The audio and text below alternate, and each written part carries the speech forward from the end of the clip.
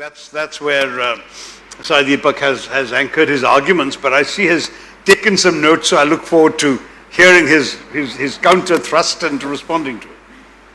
So, in the interest of time, am I audible? Yes. In the interest of time, I will stick to specific points made by Dr. Tharoor. First is that he believes that the Hindutva that he subscribes to, or the Hinduness that he subscribes to, is that of Swami Vivekananda. I'm actually happy you said that, because while Swami Vivekananda was happy to speak of universalism and universal brotherhood from the podium of the Parliament of Religions in Chicago, he was very, very clear that universalism cannot come at the expense of pixelation of history, and certainly specific disagreements, theological disagreements, which resulted in constant practice of exactly this value called toleration, this civilizing, condescending virtue called toleration, which was resulting in the proselytization of Indians en masse. So much so that at least in two of his works, I'm sure you're aware of it, sir, where he specifically refers to his encounter with a Christian missionary on a ship either back to or from India, where a Christian missionary was constantly spewing venom against the religion of Satan, which is Hinduism. Swami Vivekananda, despite his belief in universal brotherhood, was forced to catch the Christian missionary by the scruff of his collar and threaten him with throwing him overboard. If I may say so, that according to me is Hindutva or Hindu resistance in action, which is to say, I am more than happy to accommodate all your points of view, provided you first stop spewing venom against me in the name of your scripture. So the very same Swami Vivekananda, I am so happy that you've actually cited him, also went on to identify in, let's say, book after book after book, in fact in several tomes, the history of invasions from the 8th century at least until the 16th century. And this is something that he has never pixelated. So the great thing about these stalwarts or civilizational icons is that they were very clear that there is no inconsistency between recognition of the universal character of dharma and what dharmic communities and civilizations have been subjected to in the name of vidharma. Let's not call it adharma, let's call it vidharma.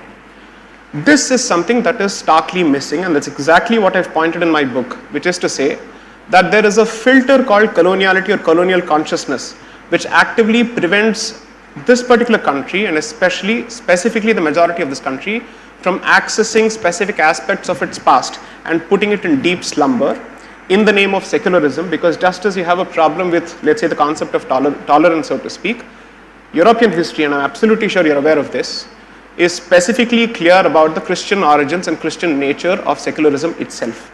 Such being the case, I think when this particular community stands up and says, I have had enough of secularism and I've had enough of this inclusivity that is specifically telling me forget everything, you keep citing Dalits, you keep citing everybody else, but you don't wish to talk about the treatment of Kashmiri Hindus and the specific causes behind it. You don't wish to talk about what exactly has happened in Bengal immediately after elections from the 2nd of May. You don't wish to talk about, let's say, certain pockets being created in Assam in the name of religion, dare I say. You don't wish to talk about what is, according to me, the longest running insurgency in this country, which is the creation of a crown colony in the northeast, and therefore there is Nagalim for something. Please Google up what they specifically are fighting for. It's Nagalim for, and a religious figure is specifically mentioned. With all these insurgencies going on, surprisingly, it is the Hindu who is the constant subject of scrutiny, whereas everybody else is spared scrutiny and the rod. So therefore the point is, the Hindu has proved herself, not himself, herself, because Sabrimala, herself, to be more than open to reform in every possible way, because way before untouchability was abolished under Article 17 of the Constitution, the temple entry movement was initiated by the Maharaja of Travancore in 1936. That was already done. So several people, inward-looking people, were more than happy, if at all the Dharma Shastras warranted it, they were more than happy to say, we have to move on. So therefore, I'm merely saying that this particular community perhaps doesn't get the credit that it deserves, and it gets, let's say, more scrutiny than it deserves, whereas everybody else is spared scrutiny. That's point number one. Point number two,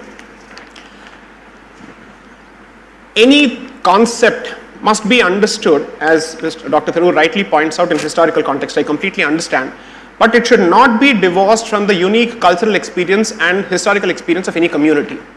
So nationalism, when spouted by a European who is fundamentally a colonizer, is not the same as nationalism from Savarkar or anybody else who is the victim of colonization at the end of the day, who has witnessed two successive waves of colonization running for at least 1400 years. So to say that when we speak of nationalism, it's the same as European supremacism, I'm sorry to say, is to compare apples with oranges, where you're divorcing the entire history and focusing exclusively on the statement.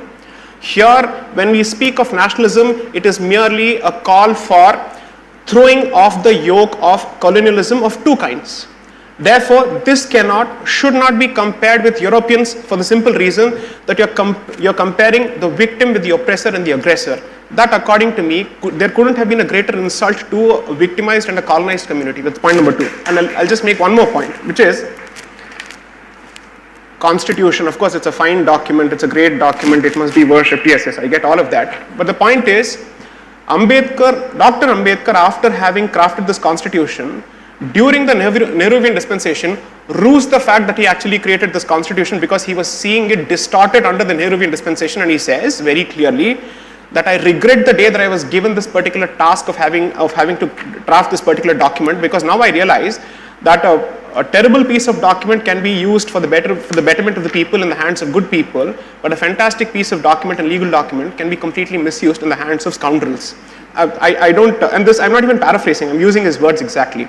So therefore, the fact of the matter is, the chairman of the drafting committee of the Constitution regretted having to live during his lifetime to see the Constitution and its values being completely thrown to the winds. That's point number 3. And the last point that I think is extremely important is the reference to Diana Eck, her book called India, a Sacred Geography.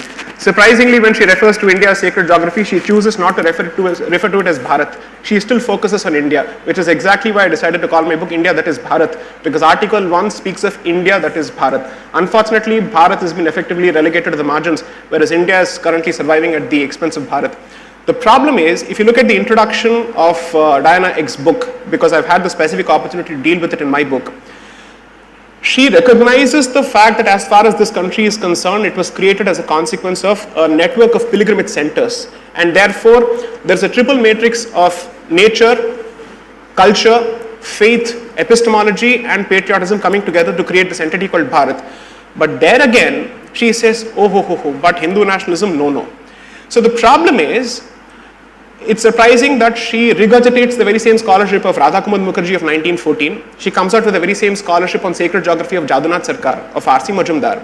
But we are more than happy to cite a foreign scholar by the name Diana Eck as opposed to Radhakumar Mukherjee, Jadunath Sarkar or R.C. Majumdar, which according to me is proof of coloniality or colonial consciousness, so to speak, that we still seek the validation of someone sitting in Harvard. So it has to be someone of Indian origin educated abroad, or it has to be preferably a Westerner who is educated abroad, all of them telling us, of course you're great, you have our validation, you have our blessings.